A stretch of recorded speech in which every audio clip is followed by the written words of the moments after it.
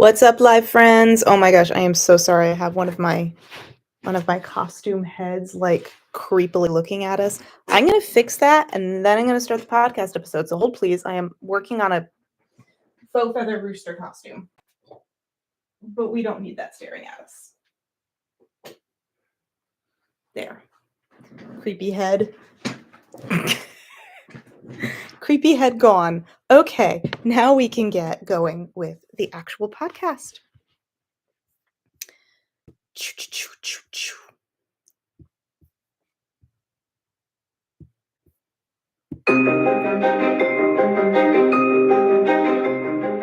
Hello and welcome. Thank you so much for listening and joining me here. Well, I'm in my office in my house. Here on I Do What I Want. I am your host, Hollis. I'm an author of fantasy books. I write two different fantasy series, the Rashawn series, which is more of your classic fantasy, and then the Lost Beacon Chronicle series, which is historical fantasy. And I just released Ignited, well, in November, like a couple weeks ago. But it's out. Like my last episode, I was about to release it, so now here we are. It's on Amazon, it's on Barnes and it's on all the online places, and you can order it from any of your bookstores. So please, go get it. I also have holiday deals up on my website. I also have posted it on my Instagram. So if you want to see what my holiday book deals are, I know it's a little late. I had to wait for my copies of Ignited to arrive so that I could actually fulfill orders as they came in. So I decided to extend my holiday book deals all the way through the end of January. So even if you don't get them for Christmas, you can just, well, save some money on some books with some pretty packaging, or you can get them as birthday gifts or New Year's gifts, depending on what you like to do for people in the new year. Why not give them some more adventure, inspire them to read more and feel the rush of adventure and thrills gained through fictional characters where they don't actually take any risks. Good stuff. Good stuff. Yes, but the I'm getting into it. So the Rashawn series, which would be To Save a World and The Queen Witch, both of those books together in a pretty package with a wax seal. That is $35 for both of them, which is usually, if you buy them separately, it would be a little over $40 to buy each of them separately. So it's a really great deal. I'm also signing all of the books. So all the copies that you purchase, I'll sign. I'll be happy to personalize them. You just have to, email me or in the DM on Instagram, tell me that you would like me to make it out to a certain someone or something like that. I'm happy to do that. And no additional charge, of course. It's just part of the special. And I'm also including a free bookmark with every order. So you'll get a bookmark, you get a signed book and personalized if you so choose, and you save roughly like $8 or $10. And the Lost Beacon Chronicles, which I am also signing all of those, you can have them personalized, same deal with the bookmark. Those are $30 for Spare the Swallow, which is the origin story of the Lost Beacon Chronicles, and Ignited, which is the first book. So, yeah, that's $30 because those books are a little shorter, so they're a little less expensive, but you're still saving roughly $8 to $10 because combined, those are over $35 if you were to buy them each separately. So I think it's actually almost 40. But so it's a great holiday deal. It's running through the end of January. You can DM me on Instagram, or you can go to my website, which is in my profile link, all that great stuff, and has a email form. If you scroll to the bottom, my holiday deals are also clearly explained and everything on the website. On the homepage, just scroll to the bottom, and there's an email form where you just email me directly and let me know that you want a book. So yeah, if you want the sale, you want, a book gift or whatever. So yeah, just go ahead and email me. Let me know. Again, I'm running it through the end of January. I'm really, really excited and hope that you will buy some signed books. They're really good, I think. I'm still entering contests. They haven't been announced other contests yet, but To Save a World and The Queen, which won awards, and Spare the Swallow and Ignited are getting entered into other contests. So that's pretty darn exciting. Oh, I think I mentioned this in my last podcast, but I'm gonna say it again. Uh, I am a guest at JordanCon this year. JordanCon is taking place in April of 2024. I am a guest on the fantasy track. I will be there the entire con, and I am thrilled. I will be there with my friend and fellow fantasy author, Alara Dunn, who is the author of The Magic Locker, The Witch's Curse. The Magic Locker is becoming a series. The Witch's Curse is the first book that she wrote in the series that was released July 25th. So it's really good. Yeah, I've been reading it. I love it. It's illustrated. It's great. It's really, really great. Um, so I would, come check us out. Go get your tickets to JordanCon because it's not just Alara and I. There are going to be some really great guests there. Some other, not just fantasy authors, though. I'm very partial, but a lot of other really great sci-fi authors, publishers, probably some agents. I don't know, but a lot of really cool people, and you should check it out. Come visit me. You can meet me in person and see that I am indeed this ridiculous on a regular basis. And I'll probably cosplay as my characters because that's a part of my gig. Okay, this episode is going to be the third story in the Power Therapy series, which briefly, I know I go through this every episode, but just want to make sure to give Dr. Vorster his due. So this Power Therapy, these short stories were originally written along with this Power Therapy series that Dr. Kobus Vorster is, licensed psychologist in the UK, and this is his, Power Therapy is his licensed idea and everything else, and he hired me or contracted me in 2020 to do some short stories that would be like fairy tales illustrating the power therapy techniques that he created. So all of the characters, the storyline, that's all mine, but the techniques that the characters are utilizing are Dr. Voister's power therapy techniques.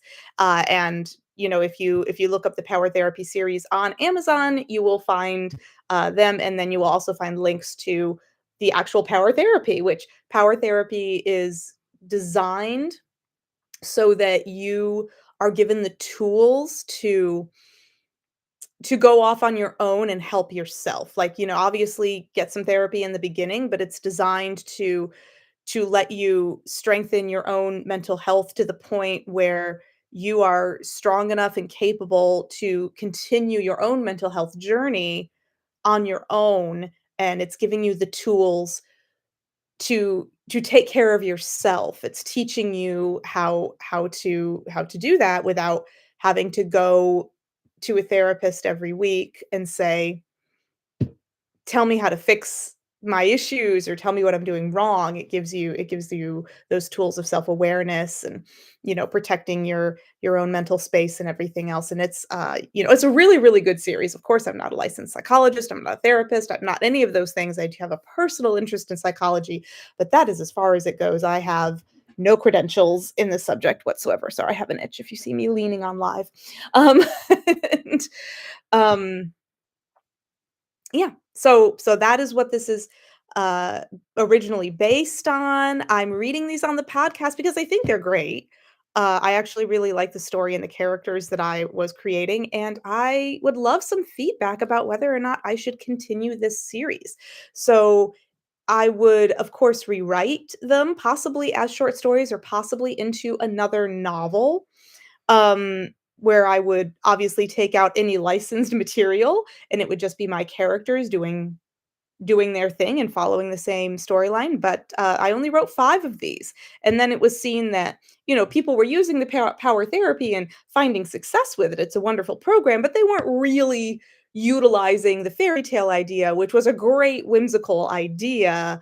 but it wasn't something that the people who were using the power therapy really utilized, so we decided not to continue with the fairy tales, which, we were both a little sad about because Dr. Vorster and I had become friends and, but he's still a great guy. We still say hello every once in a while you know, and it's wonderful. But I never got to finish the story.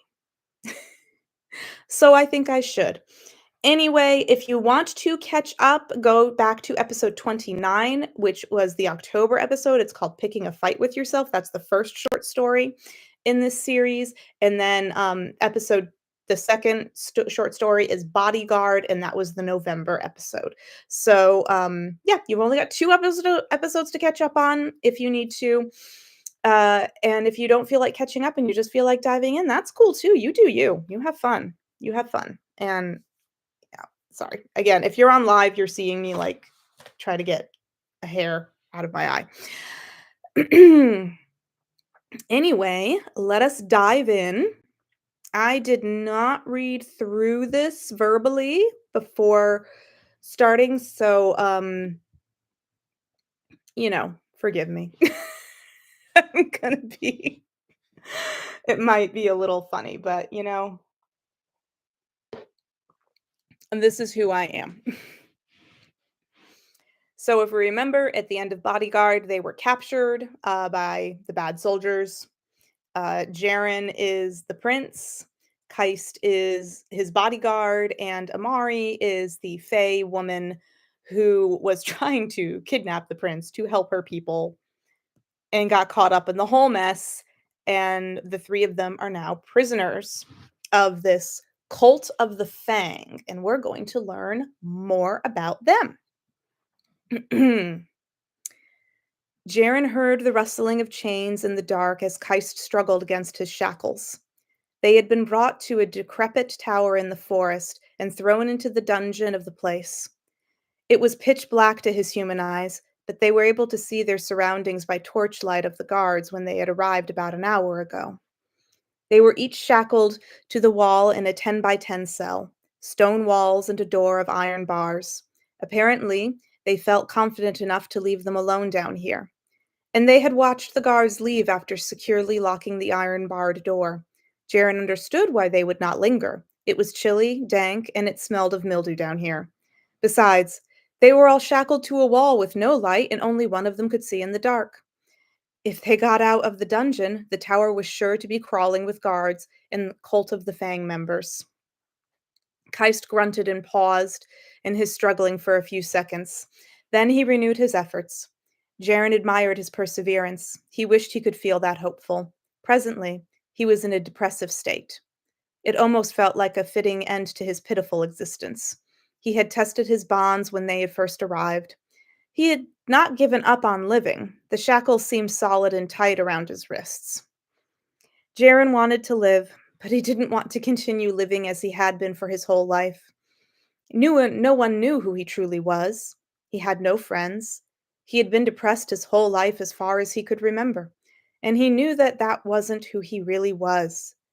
He was the result of his situation, not his personality, not his true self.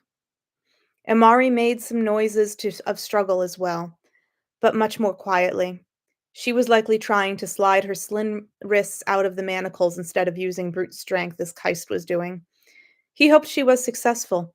Amari was the only one who could see in the dark, so it would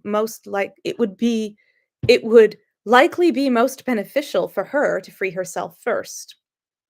Maybe she was skinny enough to get her arm through the bars of the door and pick the lock.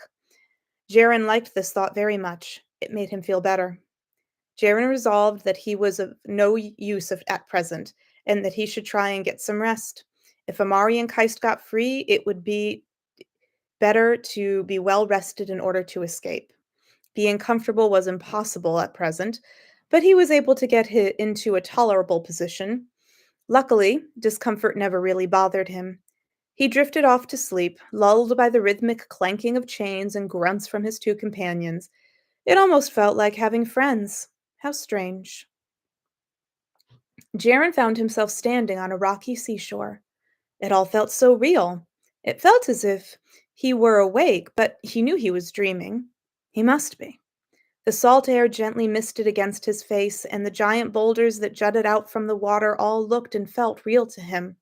He recognized this place. He had dreamed of it before, but never so tangibly. He did not understand why, but this place gave him comfort. It made him feel free. He had no waking memories of it at all, but perhaps it was a place long buried away in his mind from that brief time in his life that he was free. The time he could not recall, but he knew had once been. He closed his eyes and savored the solace of sense and sensations. It was a very good dream. He may as well enjoy it. How the devil did you pull me here? A foggy and irritated male voice snapped behind him. Jaren's eyes flew open and he spun around to see the stranger. It was a middle aged human man with salt and pepper hair and beard. He looked quite average as a whole, except his eyes. His eyes were a brilliant emerald green that seemed to penetrate all they looked upon. Besides his very presence, it was also surprising that he wore a long nightshirt that fell just past his knees and was barefoot. It was as if he had been plucked out of bed. Well, what do you have to say for yourself? Why did you pull me into their fluxwen? The man asked while fixing Jaren with a hard look. Jaren blinked in utter shock. His what? Fluxwen? What was going on? The man stared at Jaren. Jaren stared back, eyes wide. The man took several brisk steps toward him suddenly. His expression changed from irritation into skeptical concern. You have no idea what you did, do you? Jaren was not used to being confronted with concern for his own person. It felt funny. He gulped down to moisten his dry throat. Who are you? Why are you in my dream? Those emerald eyes scrutinized him for a long moment. Then the man sighed and dropped his head to rub a hand over his face. Oh dear, oh dear. You have no idea of your own gifts, do you? How don't you know, boy? Didn't your parents teach you the ways of the Fluxfen? A look of immeasurable sadness came across Jaren's handsome face. There was no way for him to have had the opportunity. He had no memory of his parents. He wasn't the real prince. He was a double. The king and queen of Tigist had taken him away from his old life when he was only 4 years old. He looked just like their son. He had been brought up in a strange captivity inside the palace walls. Everything the prince learned, everything that happened to the prince, the same went for him. When the prince broke his arm climbing trees at the age of 8, his arm was forcibly broken as well. Even his name was not his own. Jaren was the name of the prince. They called him by that name so that he would respond to it naturally, but it was not the name he was given at birth by his real parents. He did not know that name. He could not recall it. He never knew what happened to his parents or even where he came from. It was horrible, but he hoped they were dead.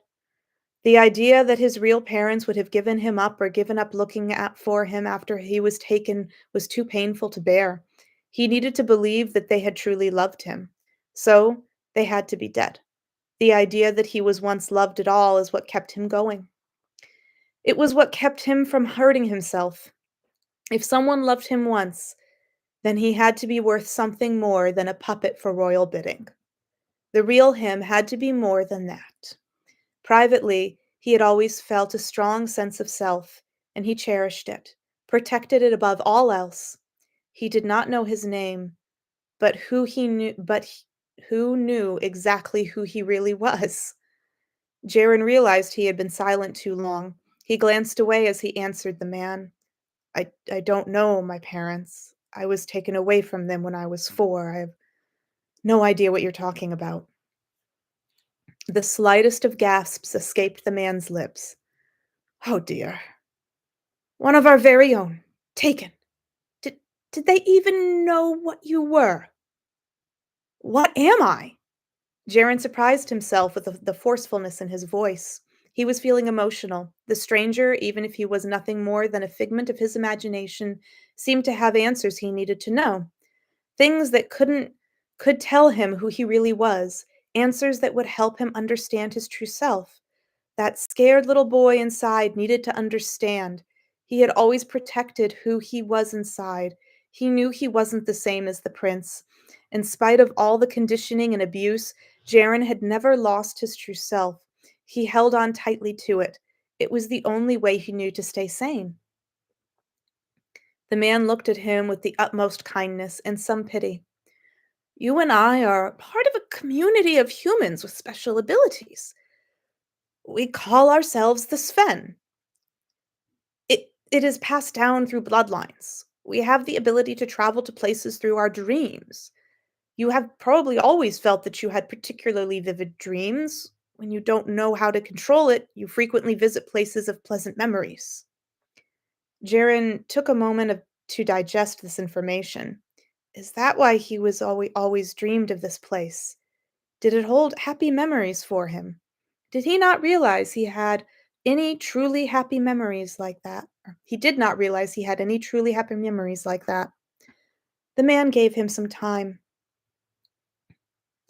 My name is Piper, Melvin Piper.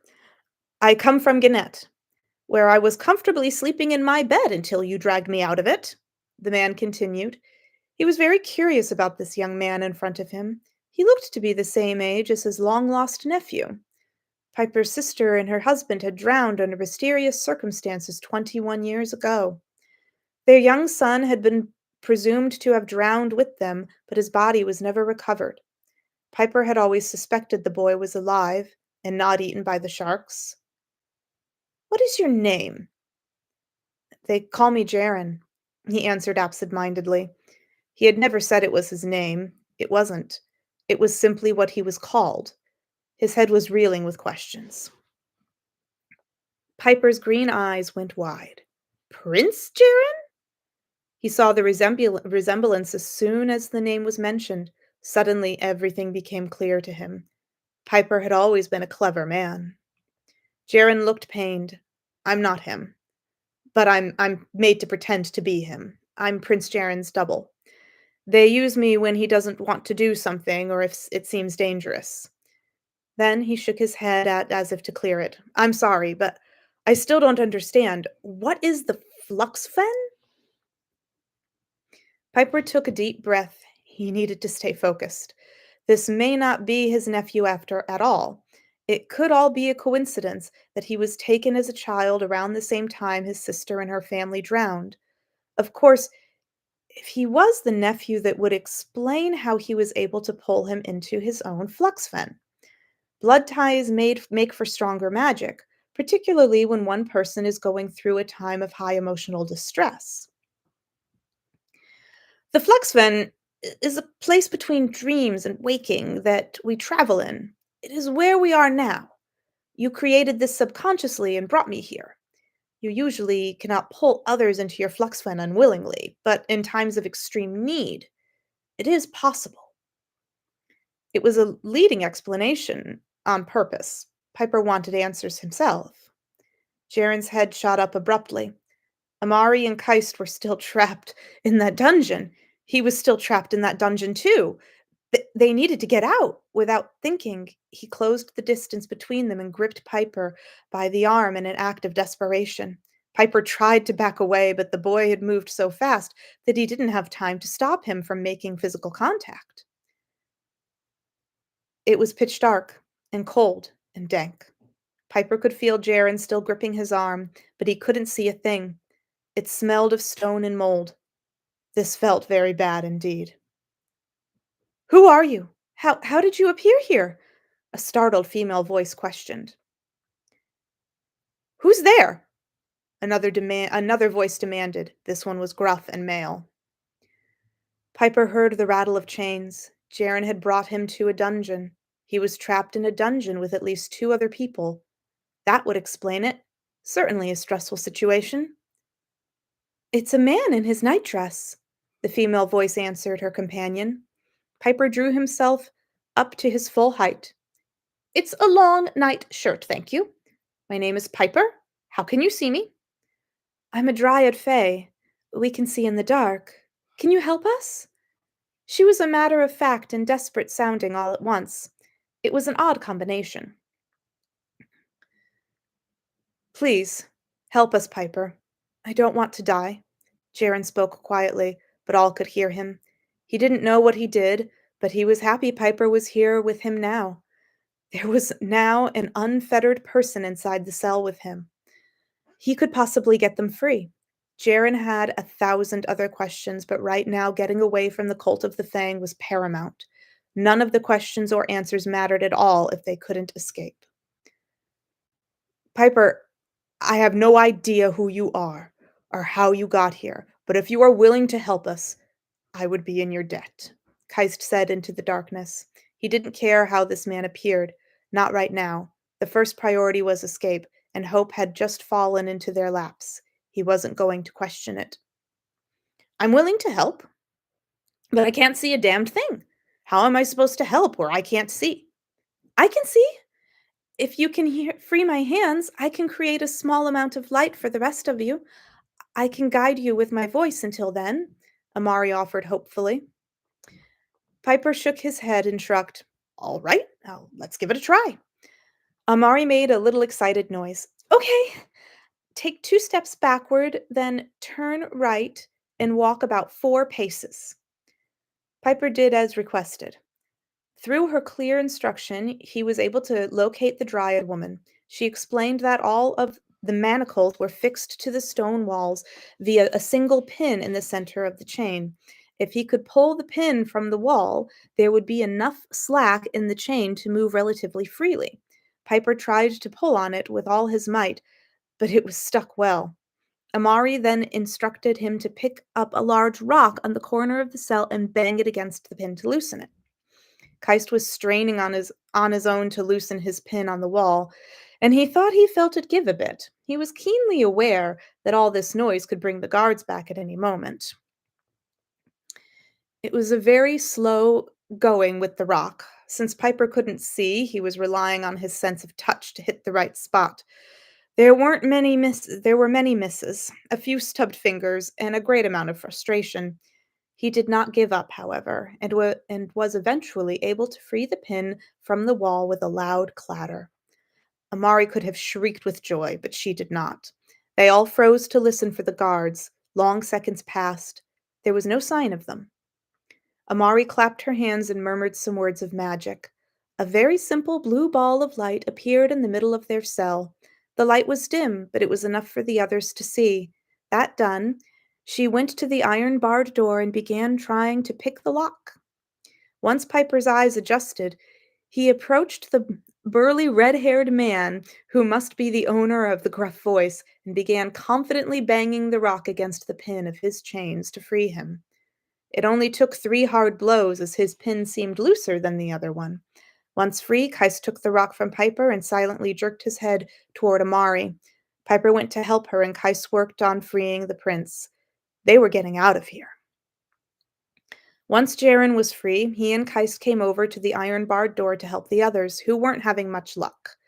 Jaren looked at the door hinges and had a stroke of genius. He knew how to get out of this, same way he had snuck out of his cell in the palace on various occasions. He had never been caught. Jaren was actually quite talented at sneaking around, something the real prince did not possess.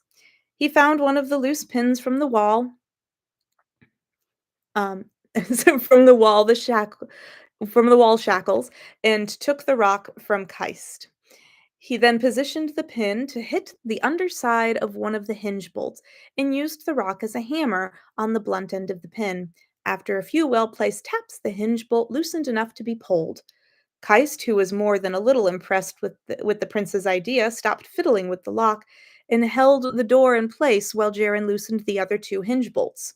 Once that was accomplished, Jaren pulled out the hinge bolts and Keist shifted it open. He couldn't open it widely enough for the men to squeeze through, but little Amari could easily slip out and grab the keys on the wall, which she promptly did. They were all working quite well together. Though it was a desperate situation, both Amari and Jaren found themselves appreciating being a part of a team.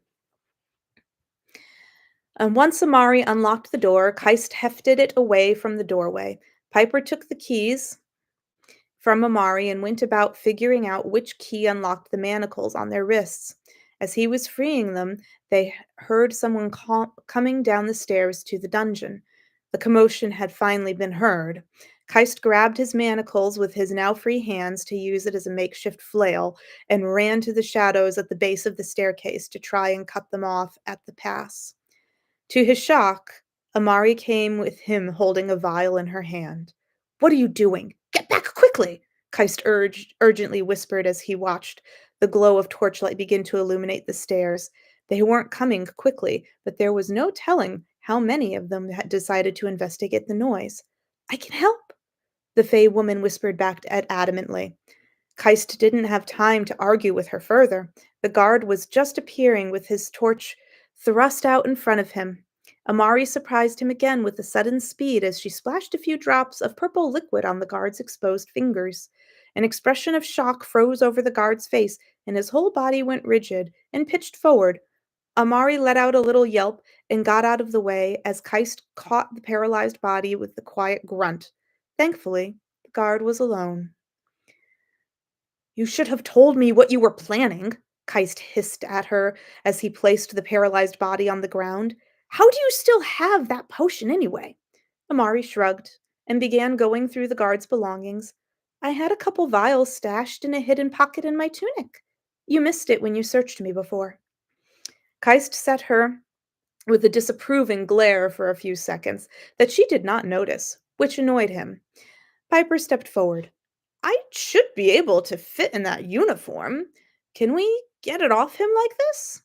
It seemed a very good idea to him to dress up like the enemy to possibly make for an easier escape. They still had to get out of whatever the structure was, and was sure to be crawling with guards. "He's posable," Amari answered simply. Jaren stepped forward and gingerly began moving the guard's limbs to begin to undress him. "Ah, yes, posable is an apt description." He grinned as he found how easily he could maneuver the limbs, and discovered that went about undressing him. Amari made a point to close the guard's eyes. He was completely conscious, so it was very odd to have him staring at them in horror as they worked. Also, his eyes would dry out since he wouldn't be able to blink for an hour or so. Keist lingered near the stairs, listening for more guards as the other three of them worked. It wouldn't be long before someone wondered what had become of the first guard. Thankfully, they made quick and quiet work of it. If within a few minutes, Piper was in the guard's uniform, and the guard was now in Piper's nightshirt. They went through the trouble of locking him back into the cell they had just broken out of in case the effects of the potion didn't last as long as intended. They didn't want him running back up the stairs to reveal them. "Put your shackles back on without locking them," Jaren instructed Keist and Amari as he slipped his manacles back around his wrists. They followed his instruction. They were all on the same page. Piper was going to try and walk them out of here under the guise of moving the prisoners. A very thin ploy, but it was better than trying to sneak out without one. All was ready. Deep breaths were taken, and they started up the stairs.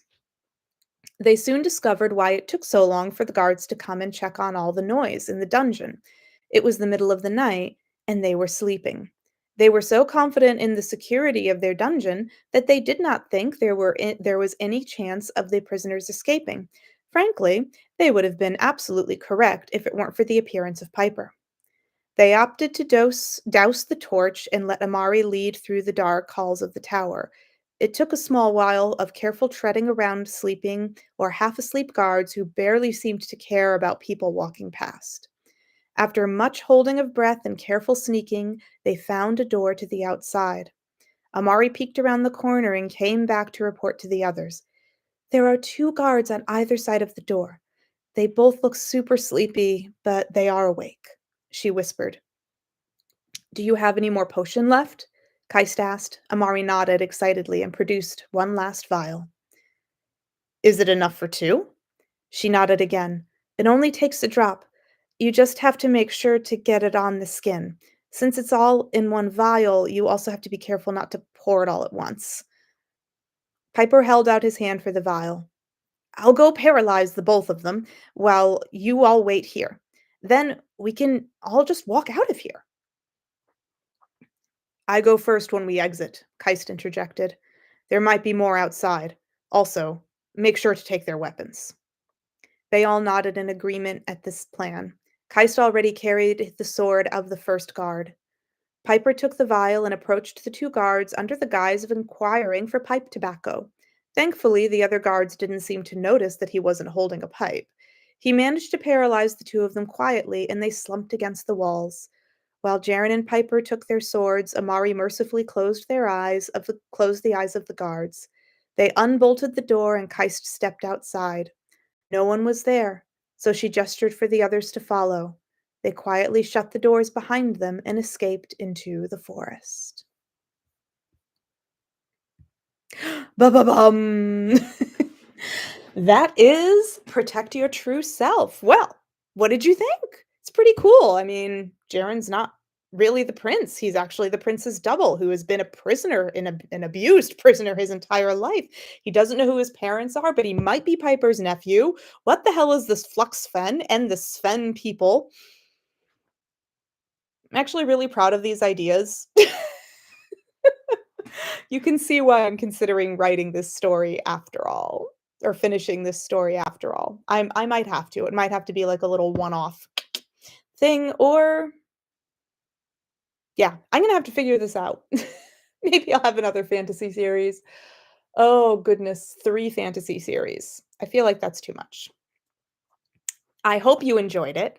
I hope that Protect Your True Self is something that you all do because, you know, protecting your true self as illustrated by Jaren keeping his sanity and all of that, by knowing that he was once loved and that he was not the prisoner that the royal family made him to be, not at his heart. That's what kept him from going insane and or just losing all hope. So, isn't that nice? Your true self is important. This has been your little mental health announcement. Checking my notes. All right, so there are only 2 more short stories left. I'm excited. I'm excited. I'm feeling inspired to continue this story now that I'm reading these to all of you. So maybe I'll do whatever I want regardless of feedback. That's kind of my vibe anyway. So obviously the next episode will be in January, sometime around the 10th. Um Yeah, I'll announce the calendar date on my Instagram when I get around to it sometime mid between the 10th and the 15th, whatever that Sunday is in January. That will be the next episode of the podcast, and I believe that one is going to be Cat versus Dog is going to be the name of the technique, the power therapy technique, illustrated, and I am excited. There's some arguing, and that's fun. Always fun to read, not fun to do yourself, but fun as a reader, as an observer. Again, I would just want to mention one more time, we've got the holiday book deals. Go to my website. You can get both books in the Rashawn series, the first 2 books in the Rashawn series for $35, or the first 2 books in the Lost Beacon Chronicles for $30. And I'll sign everything. I'm wrapping everything. You get a free bookmark. And the holiday deals go through January 31st. So you don't have to make it a Christmas gift. You can make it a birthday gift, a just because gift, or a happy new year. Let's start it off with some reading goals, right? Reading goals. It's not just about fitness goals. You can have more than one resolution, people. You can have a lot. Or you don't have to work out at all. You can just make your mind healthier with good books. So, all right. I'm going to say thank you so much for listening. And I hope you all have an absolutely wonderful, wonderful evening.